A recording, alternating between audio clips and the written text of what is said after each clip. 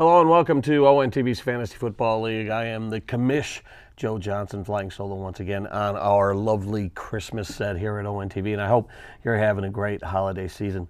Well, week 13 in the NFL has come to an end, and with that means, at least in our ONTV league, our regular fantasy football season has come to an end, which means for a lot of fantasy football leagues, the playoffs start next week. Now, looking at the scores from last week, not much has affected the playoff bracket. The same four teams that were predicted to make the playoffs in our league look like they're going to advance. The only major change that took place was that Smoke on the Atwater had a chance, and I almost doubled his score and played the spoiler and knocked him out of the playoffs, or any chance for the playoffs. So the playoff bracket stays the same. We'll take a look at it in a moment.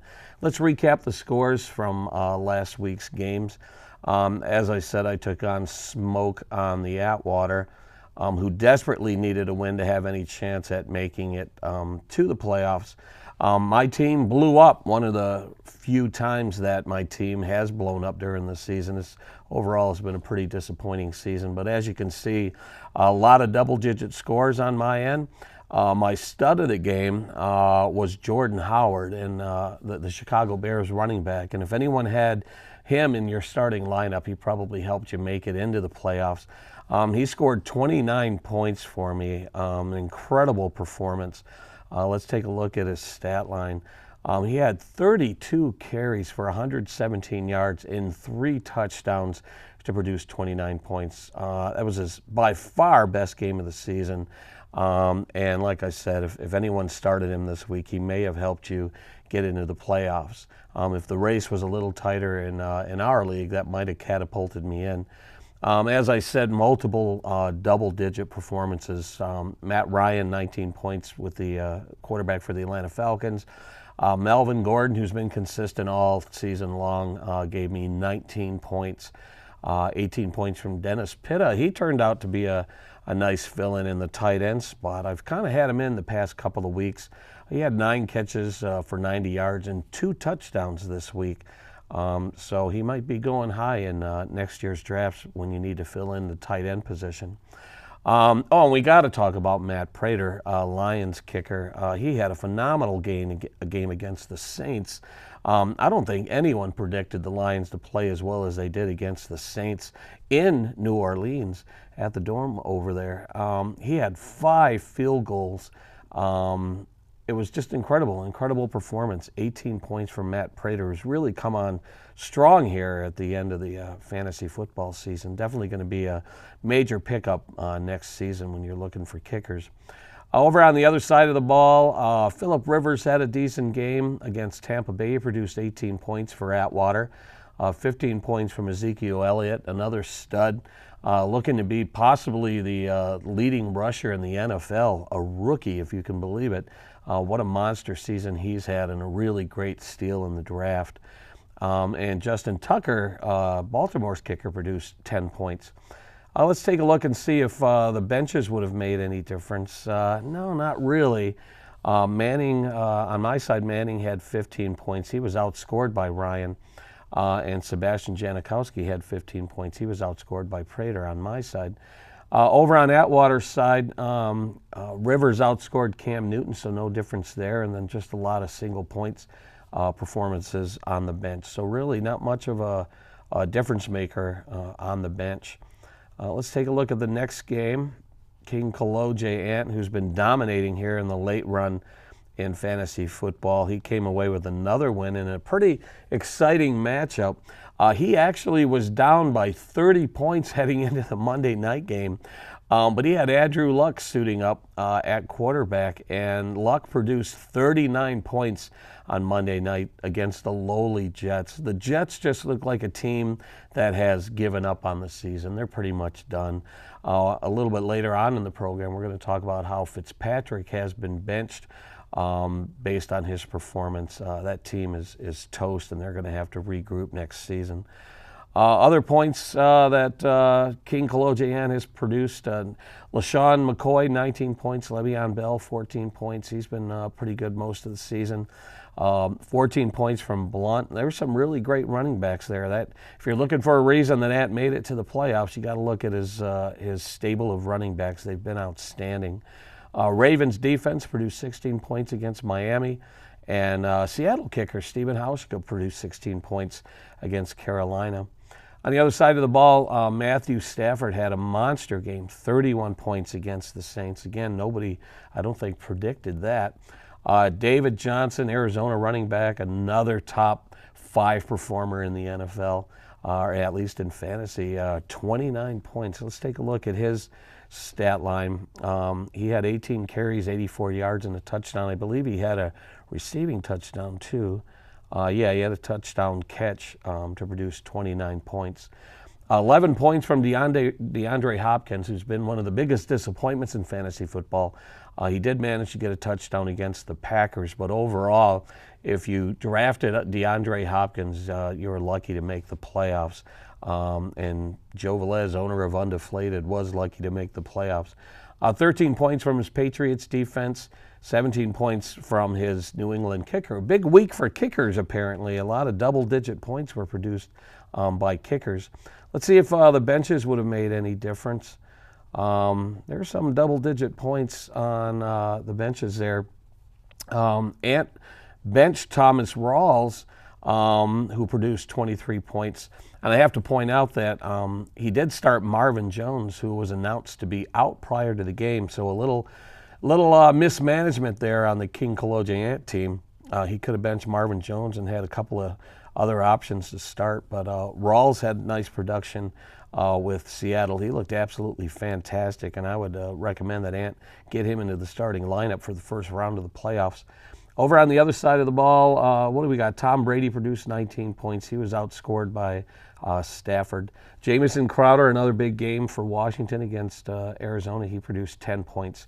And Julian Edelman, who we recommended that you start last week, produced 10 points. So Ant comes away with a win, but Undeflated still eases into the playoffs. Take a look at the game between Team Witherspoon and the Reawakening.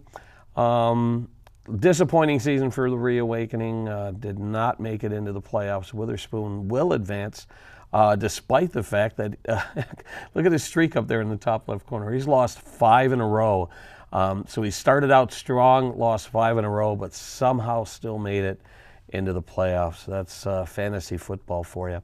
Witherspoon's stud of the game, 21 points from Devontae Freeman, who he's been consistent. If you remember last year, Freeman started off strong throughout the first half of the season and then sort of lost steam in the second half of the season. And this year, he got his game legs this year. He's been very consistent all season long. He has had a little bit of relief from Tevin Coleman, but if there was any question who the number one back in Atlanta is, it's Devontae Freeman. He had another monster game against Kansas City. Let's take a look at his stat line. How did he produce 21 points? He had 15 carries, 56 yards rushing, and 2 touchdowns. And he's been catching balls out of the backfield as well. So Freeman really was a nice pickup on draft day. A lot of single-digit production on Witherspoon's team, and -1 from Houston kicker Nick Novak. Let's look at Reawakening squad. A lot of double-digit points there. 23 points from Ben Roethlisberger, 16 from Spencer Ware, who had a nice game against the Falcons, 14 from Des Bryant, who's had a little bit of a reawakening himself this season, been playing really well after coming back from injury. And more double-digit points from Jimmy Graham, who looked good against Carolina. 10 points from Raiders defense. And another double-digit performance from Adam Vinatieri, Indiana's kicker. Let's take a look at the bench. Witherspoon left Latavius Murray on the bench against Buffalo. He produced 22 points. And then 10 points from Jeremy Hill, who had a big game rushing for Cincinnati against Philadelphia. Quarterback Derek Carr had another good game. Nice pickup on draft day, 27 points, unfortunately on the bench here. 14 points from Kelsey, 10 points from Vikings defense. So Reawakening gets the win, but it doesn't help him much. He misses the playoffs. Let's look at our final matchup, Irish Brogues against the Thrashers. Thrashers came away with a win, but Irish Brogues was pretty much guaranteed a spot in the playoffs with that Atwater loss. As a matter of fact, Kevin, who is the owner of Irish Brogues, was so confident. He started DeMarco Murray on a bye and only produced 36 points. That might be a season low in our league. A couple of double-digit performances there, 12 from Dak Prescott, 11 from Antonio Brown, 11 from Amari Cooper, but the rest are all single digits. Shockingly, Jason Witten got a 0 in the game against Minnesota. Even though he was active and healthy, he just got a big 0 in that game, which is shocking. And -5 points from the Bills, who gave up 38 points to the Oakland Raiders. On the other side of the ball, Valhalla's stud of the game was Aaron Rodgers. I've said this before on this show, even though people are asking what's wrong with Aaron Rodgers in the NFL, as a fantasy quarterback, he's been producing pretty consistently all season long. So 20 points from Rodgers, 10 from Rashad Jennings, New York Giants running back, 17 points from Jordy Nelson. Valhalla benefited all season long from the Rodgers-Jordy Nelson hookup, 17 points there. Let's take a look at the bench on the Brogues side of the ball. Look at all the points he left on the bench. Shocking that he played a player on the bye. He could have benefited from 18 points from Russell Wilson, 19 points from his Broncos defense. Jerick McKinnon, 11. Terrence West had a really nice game for the Ravens against Miami. Valhalla had 33 points. He outscored Rodgers from Carson Palmer in the game against the Washington Redskins. So Valhalla gets the win, but unfortunately he didn't have much of a shot at making the playoffs. Speaking of the playoffs, let's go to the standings and take a look at our playoff picture. Let's see here. So in the standings, it was the Undeflated who pretty much led the East Division all season long. Not many of us had a shot at knocking him off, even though I did pull in 2 within 1 game. It was a little too late. So Undeflated makes the postseason. King Kaloje dominated the West pretty much all season long. Look at that, 10 wins, only 3 losses. So he's going to be the top seed in the playoffs. Team Witherspoon and Irish Brogues both finished the season with a regular season 7-6 record, and so they both make the playoffs. So those are going to be the 4 teams battling for the ONTV title. The rest of us are going to be playing in the consolation bracket. So we'll talk more about the playoffs at the end of the program. We're going to take a quick break right now, and we'll be back to take a look at Week 15 in the NFL and the first round of playoffs in fantasy football. So stay tuned. We'll be right back after this break. Proper disposal of unused or unwanted prescription drugs is a key weapon in the fight against misuse. In Oakland County, Operation Medicine Cabinet provides 32 law enforcement-hosted prescription drop-off sites. To find a location near you, go to www.oakgov.com/sheriff. In Oakland County, prescription drug misuse is real. It's growing and it's dangerous. Visit doyourpart.info to learn more. All right, and welcome back to ONTV Fantasy Football. We're going to look ahead to the first round of playoffs for most fantasy leagues, and there's going to be some interesting matchups next week. As we do every week, we take a look at the bottom fantasy defenses. Ranking dead last are the Atlanta Falcons. So if you have any Rams players you're considering starting, you might want to get them into your starting lineup. They're going to be traveling to Los Angeles. The Falcons are to take on the Rams. Ranked 31st overall are the Cleveland Browns, having a miserable season and might be challenging the Detroit Lions for the worst record in the NFL. They're hoping to get a victory against the Cincinnati Bengals this week. It's going to be unlikely. Andy Dalton and the Bengals have been playing fairly well, and I would imagine they're going to get a win this week. So you might want to start any Bengals players you have in your starting lineup. Ranked 30th are the San Francisco 49ers. They're going to be traveling to New Jersey to take on the Jets. Ranked 29th are the Panthers. They're going to be traveling to San Diego to take on the Chargers. Ranked 28th are the Indianapolis Colts, traveling to Houston, or actually they're hosting Houston. All of those teams are hosting. They're going to be hosting Houston. And ranked 27th are the Saints, who struggled against the Lions last week. They're going to be traveling to Tampa Bay to take on the Buccaneers. Now let's break it down by skill position. Ranked dead last against quarterbacks are the Atlanta Falcons. As you probably know, the Rams made a change at quarterback. They started their rookie, Jared Goff, who should have a decent game against the Atlanta Falcons. We're going to see what he's made of. He faced a tough New England defense last week. He threw for only 161 yards and 1 touchdown. But 2 weeks ago against the Saints in Week 12, he threw for 3 touchdowns. So he does have the potential to put up some points against the worst defense against quarterbacks in fantasy football. Now, do you want to risk starting Jared Goff in the first round of the playoffs? I would imagine you have some better options. If you're desperate, I would consider starting Goff, but I would go to any other options you might have that might produce more points for you. Ranked 31st against quarterbacks are the Cleveland Browns. As I said, they're going to be hosting the Cincinnati Bengals, so expect a big game from Andy Dalton. Last week against Philadelphia, he had a pretty decent game, 332 yards and 2 touchdowns against the Eagles.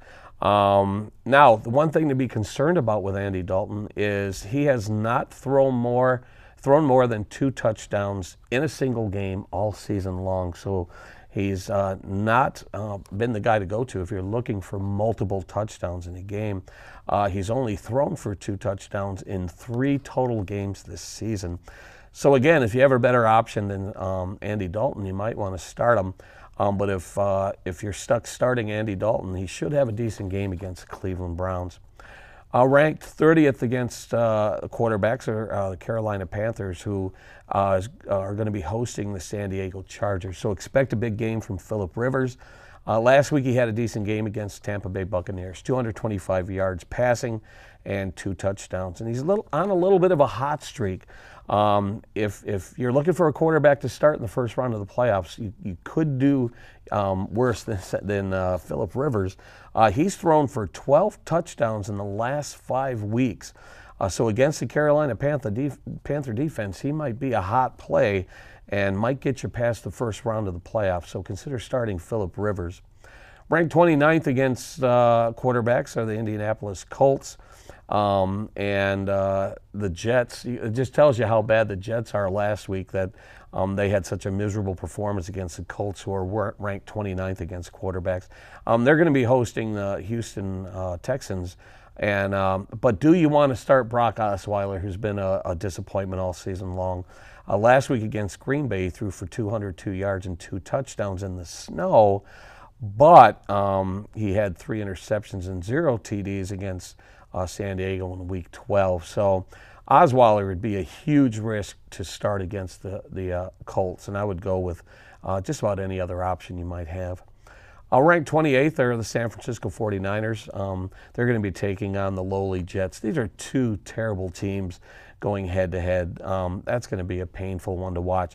As a matter of fact, based on Fitzpatrick's performance last week, he got the bench. And Bryce Petty, it's been announced that he's going to get the start the rest of this season. There's 4 games left in the regular NFL season. So he's going to get the start. He's going to be taking on Indy. Last week, or actually Fitzpatrick took on Indy and had a miserable performance, 81 yards, no touchdowns, 1 interception. Steer clear of both of these teams. You don't want to get too cute in the playoffs. I wouldn't touch any players from either one of these 2 miserable teams. And ranked 27th are the Dallas Cowboys. Now this is going to be an interesting game. They're going to be traveling to New York to take on the New York Giants in the Meadowlands. So expect a decent game from Eli Manning, who's been playing pretty well as of late. Last week against Pittsburgh, he threw for only 195 yards, but he did manage 2 touchdowns to salvage the day. And he does have multiple touchdowns in every game since Week 9. So if you have Eli Manning in your roster, you should get some decent points from him against these fierce rivals, the Giants and the Cowboys. It's going to be a great game, high-scoring game, I think. I would definitely start Eli Manning if I made it to the first round of the playoffs. Let's take a look at the running back position. Ranked dead last against running backs are the San Francisco 49ers. And again, they're going to be taking on the Jets and Matt Forte. Steer clear of any players from these two squads. It could be a laugher there. Ranked 31st against running backs, Atlanta Falcons. They're going to be taking on the Rams. Probably one of the biggest busts of the entire 2016 season is Todd Gurley. Even in good matchups, he's failed to perform. That's just how awful the Rams' offensive line has been. Last week against New England, he only had 38 yards rushing, no touchdowns, and he only has 4 touchdowns on the entire season. In some of my other leagues, I banked heavily on Gurley, and I paid the price dearly. I've had probably the worst fantasy football season of my entire life, and one of the reasons is because I banked so heavily on Gurley, one of the biggest busts of the 2016 season. If you have him, you might want to take a chance starting him against the Atlanta Falcons, but if you haven't traded Gurley by now, that's probably a big mistake.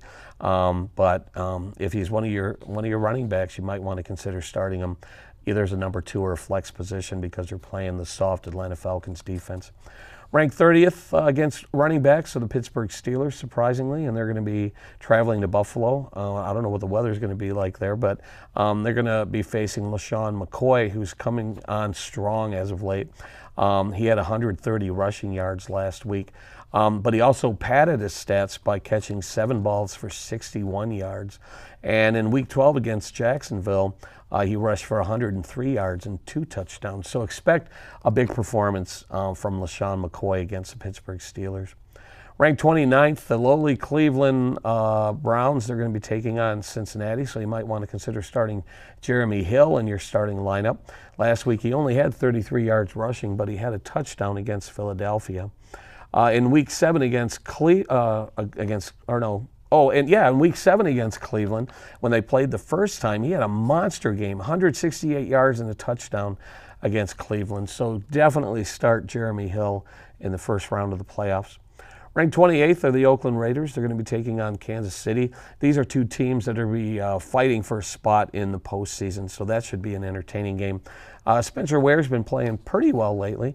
He had a rush and a receiving touchdown against Atlanta last week, even though he only has 3 rushing touchdowns on the season, but he did add 2 receiving touchdowns. So get Spencer Ware into your starting lineup this week.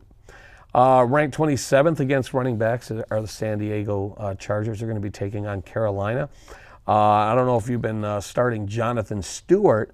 He only had 50 yards rushing and 0 touchdowns against the Seattle defense. But he's had 6 rushing touchdowns since returning from an injury in Week 6. So maybe as a number 2 or a flex position, you might want to consider starting Jonathan Stewart against the Chargers. Let's talk about wide receivers. Ranked dead last against wide receivers are the Kansas City Chiefs, and they're going to be taking on the Oakland Raiders, who have 2 stud wide receivers. Man, if you drafted either one of these guys, you did pretty well for yourself. Amari Cooper's been playing pretty well, very consistent. Last week against Buffalo, he had only 2 catches, but for 59 yards and a touchdown. And Michael Crabtree is really hitting his stride in Oakland. Last week, 7 catches for 74 yards and a touchdown. If you have either one of these receivers or both receivers, I would consider starting both of them against Kansas City. That's going to be a really entertaining and I think a high-scoring game. Ranked 31st against wide receivers, the Tennessee Titans are going to be taking on the underperforming Denver Broncos. We've mentioned these guys in the past on this show, Demaryius Thomas and Emmanuel Sanders, underperforming this season. But if you were to start them, this is the week to start them next week. Last week against Jacksonville, Demaryius Thomas had 6 catches for 61 yards. Sanders only had 3 catches for 28 yards. Really surprising performance. So it's a little bit of a risk to start either one of these guys, but if they're on your roster, I think you can expect some production against Tennessee. Ranked 30th against wide receivers, the LA Rams. They're going to be hosting the Atlanta Falcons, so definitely get Julio Jones in your starting lineup. Last week he didn't score a touchdown, but he did have 7 catches for 113 yards. He hasn't scored since Week 9 against Tampa Bay, but I believe he's due, and I think you're going to see him get into the end zone this week. Ranked 29th against wide receivers, Carolina Panthers versus San Diego Chargers. Travis Benjamin is coming off a knee injury, and he hasn't scored since Week 8 against Denver. So I would leave Travis Benjamin on your bench and consider starting Dontrell Inman, who's been playing pretty well lately. He had 2 touchdowns in 2 weeks and 119 yards in Week 12. Or consider, if you haven't already, starting Tyrell Williams, who, believe it or not, has had 4 touchdowns in 4 weeks. These are guys who were not drafted, but I'm sure they're gone off the waiver wire. And if you have Inman or Williams, I would start them this week. Could give you an edge in the playoffs. The final 2 teams on this list are the San Francisco 49ers and New York Jets, who are facing each other. And again, I would steer clear of any one of these players, wide receivers, running backs. For San Francisco, their quarterback, why am I drawing a blank on his name? But Kaepernick. He had one of the worst performances in recent memory by an NFL quarterback. 5 yards passing last week, and I think he was sacked 5 times. They're calling it a record. So I would steer clear of any players from these 2 teams. So there are some predictions for you for next week. Let's go back to the ESPN site. Let's take a look at the playoff bracket before we wrap up here. So in the first round of the playoffs, Team Irish Brogues, who had a miserable performance this week, they're going to be facing the juggernaut King Koloje Ant. I definitely expect a win from Ant to advance to the championship game. And Team Witherspoon is going to be facing Undeflated. That should be an interesting game. As long as they field the full roster, that one could be up in the air. Witherspoon has been on a losing streak, so Undeflated should head into that game with some confidence. Hope he comes away with a win. So after Week 14 in the NFL, we will find out who the last 2 remaining teams are that are going to be heading into the championship game. And we'll look ahead to the championship game and maybe invite the 2 remaining teams to come onto the show and talk about their strategy for the final week of the fantasy football season here in the ONTV Fantasy Football League. Thank you for watching. I hope you've enjoyed the regular season here on ONTV, and we're hoping to do it again next year. And we're excited to see who comes out on top in the playoffs. And we'll have a little trophy made up for the victorious team who wins our ONTV Super Bowl. So thanks for watching. Happy holidays, everybody. And we will see you next week with the results of the first round of the playoffs. Until then, good night.